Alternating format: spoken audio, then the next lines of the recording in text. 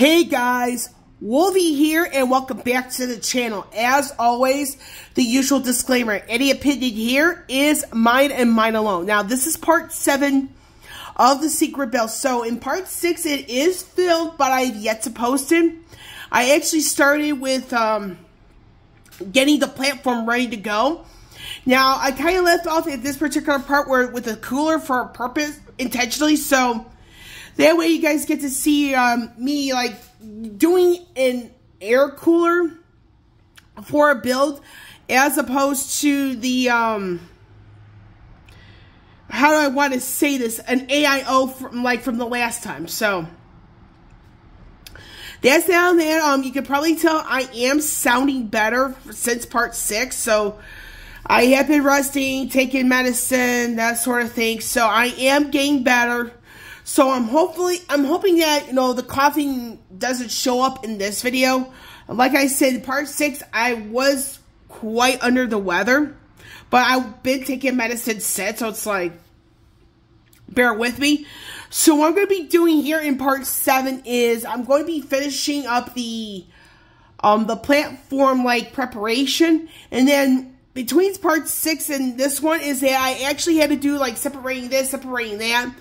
One of the things here, and this is to make it easier because for this particular cooler, it is by Scythe or Scythe, however you want to pronounce it.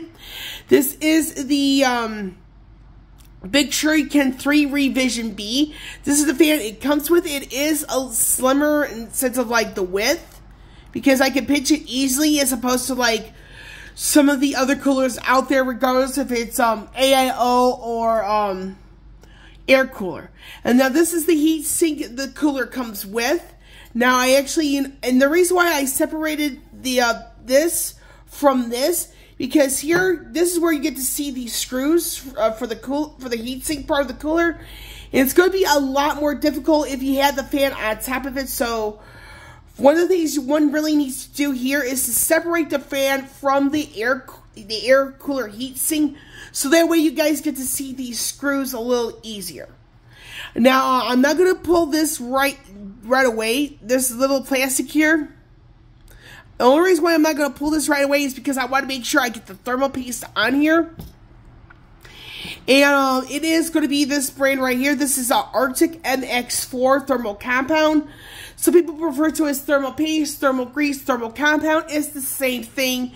The reason why I swear by this particular brand, it is one of the best in the business, in my personal opinion, because it's like, it's very consistent at what it does. Now, I'm also going to be using a spatula here because, if you were to do, like, I'm going to demonstrate it real quickly. The reason why I'd rather use a spatula as opposed to the, just doing this and then place it, because it's not really worth it for me, like, to guess, if that makes any sense.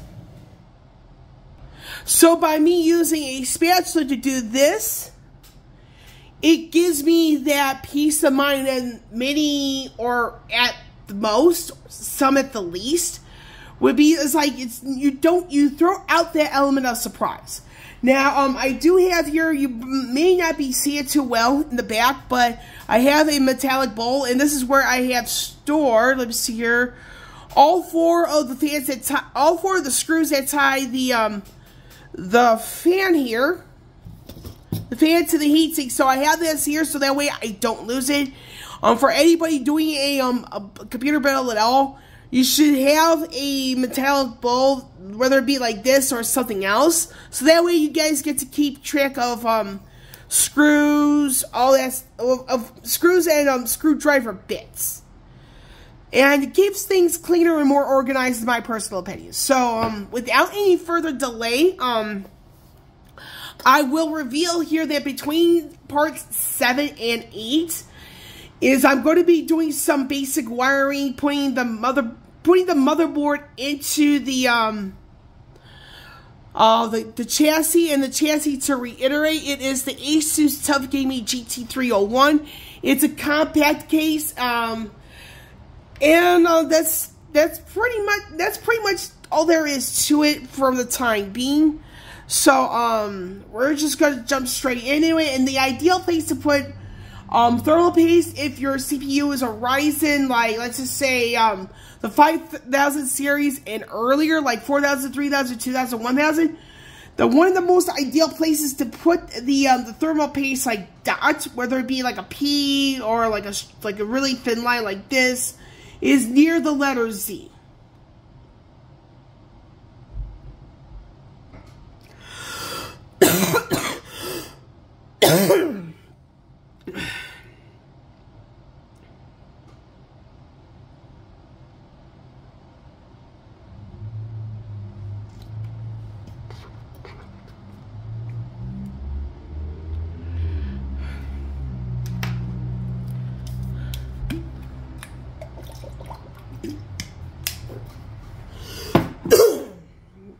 I had to take a little bit of a water break there, so my apologies. And I apologize for that cough. So, like I said, I am getting better. I'm not 100% as of yet.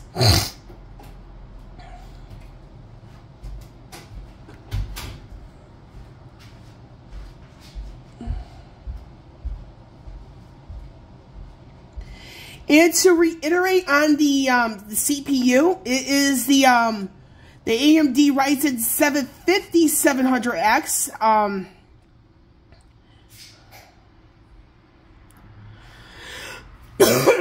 Sometimes it's not a bad idea to put a small amount more of additional thermal paste if you feel it's necessary. Not too much, but a small amount more.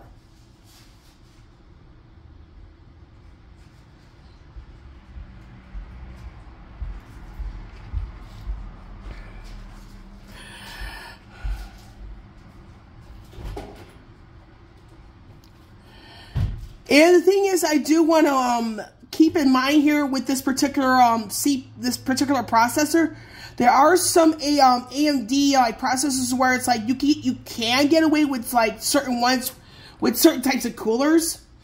And the thing is, with the 5800X, you can get away with a cooler like this for your build. Just a bit of a FYI.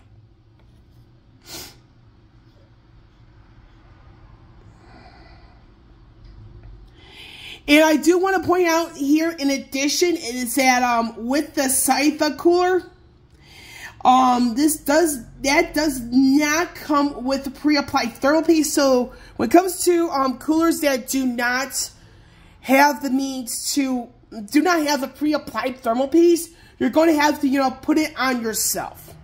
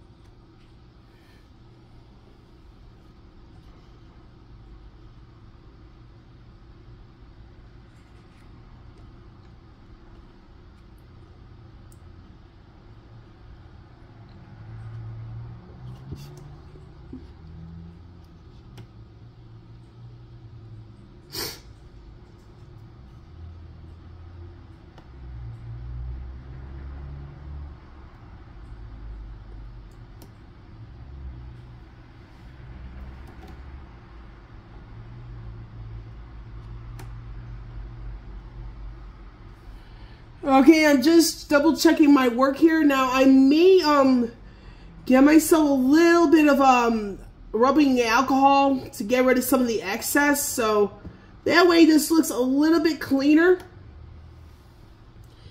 And it looks like that is going to be the case. So I'm going to be right back. I do have some this right here, and I do this, which is it right here. This is 91. This is the 91%. So I'm going to be back, and because I got to get my Q-tips for my bathroom. So I'll be back. Okay, so I'm back. Now what I did here is like I do have my Q-tip. Is I filled just to cap is not even like all the way filled with the 91%. So I'm going to have to figure out where I can put this safely. So I'm going to put it right around here. You're going to be seeing me getting up, and I got to double check here. Okay, so actually so here is what's going on. So I just did another look, you know, the area where I'm thinking, okay, I'm a little worried. So it looks like I actually am okay. But what I'm going to be doing, because you notice here at this corner right here, it looks like I'm a little fearful of that little section. So I'm going to take a very small amount of the 91%. I'm just going to go over just this section here, just to make sure I don't have to worry about things, the thermal paste spilling over to the other components. Now, if I have to do a small amount of additional repasting, that is okay.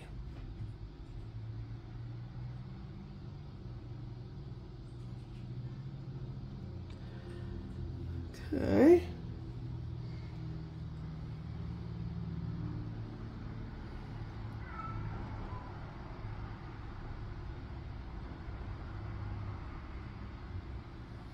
Okay. Okay, it looks like we're in pretty darn good shape there. Let's see here. I should be okay. I'm gonna put I'm gonna be really do it like that. Let's see here. Let's see here. I should be okay because okay.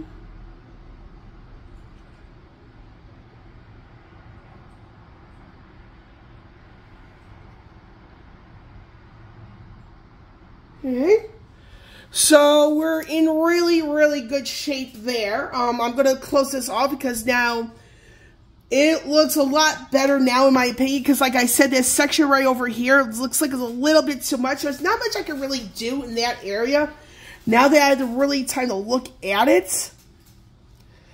So what I'm going to be doing next is I'm going to be applying the heat sink onto it. And like I said, sometimes it's better to get the heat sink separated from the fan, so that way you can better see what you need to attach to your motherboard. So the obligatory peel, easy peasy. Now the trick here, when it comes to certain when it comes to air coolers, it's like it is really beneficial to separate the heat sink from the fan, so that way you get to see where you need to screw. And I'm going to be using an electric screwdriver, which is something like this. And you're kind of wondering, that's not necessary. You could do it by hand. I have arthritis, just to reiterate that.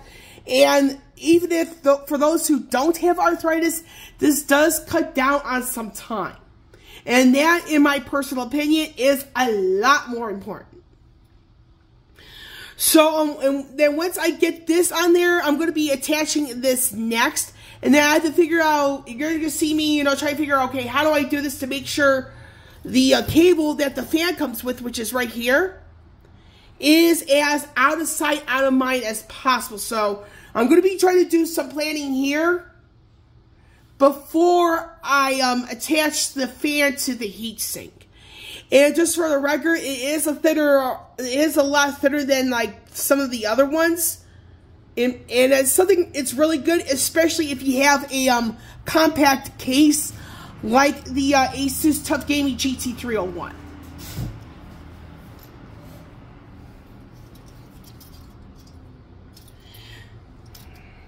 So, what we're going to be doing here... Oh, and I almost forgot to mention here with this particular cooler, this does come with its own tube of thermal paste. But I don't really trust that brand in the sense of like thermal paste, so this is why I swear by this brand instead.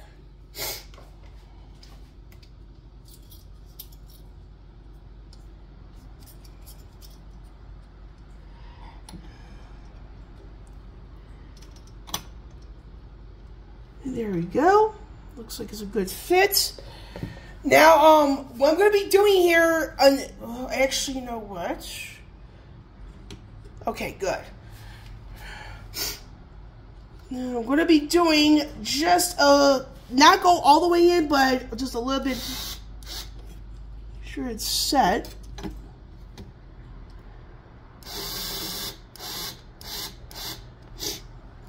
Okay. Now, as you can see here, before I resume the screwing, is that this particular cooler actually works really well with the RAM that Dad picked, because there is some degree of clearance for it. And I'd rather have additional clearance than not enough.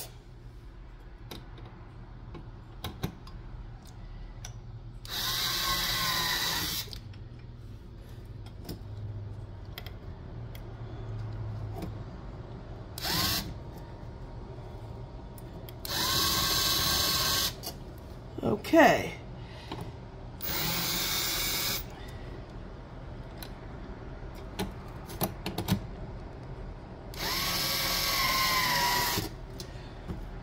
Now I did that a little bit on purpose, so that way it goes to show you don't want to do one side like entirely, then yeah, so you want to go back and forth.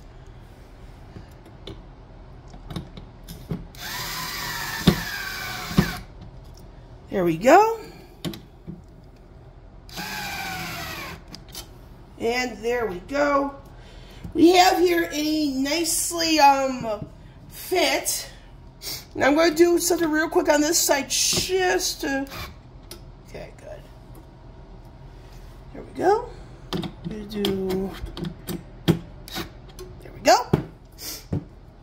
And there we have it. We have a fully secured heat sink for the cooler. And then we're going to do here, we're going to go to this fan, which is where I'm going to wrap this video up. I'm going to get some of this stuff out of the way here to make things a lot cleaner for me. Now, like I said, it's automatically set to intake. Now, I'm actually thinking about doing an out of sight, out of mind. Okay. I think I found the angle. Now, fortunately for this particular fan, it doesn't matter if it's like this when you insert it, as long as you keep the cord for the fan. It's like makes it helps with the presentation. Now I'm going to take the screws that puts the fan with the heat sink, which are these guys right over here. And this is, like I said, this is where I'm going to be finishing this particular video, because I got a decent amount to do almost after this.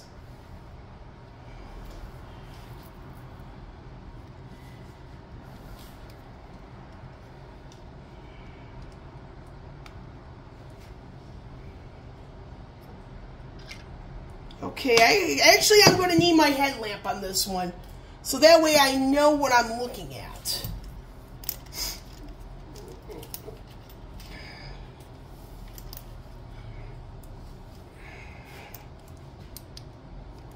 There we go.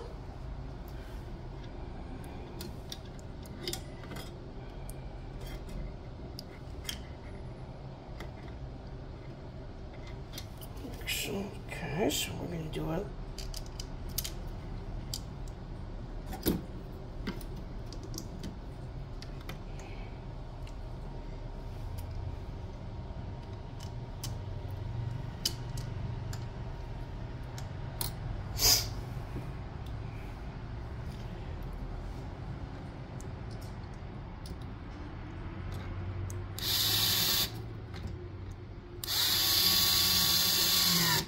There we go.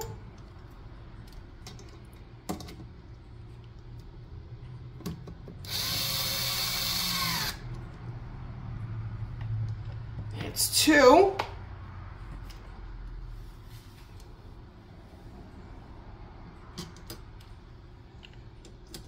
This is 3.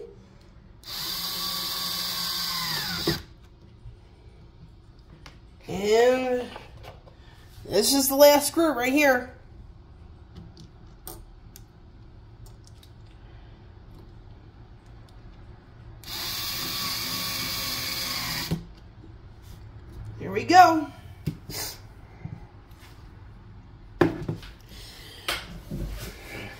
Now to truly end this video, I'm going to be attaching this guy right over here to the CPU fan, which is going to be right.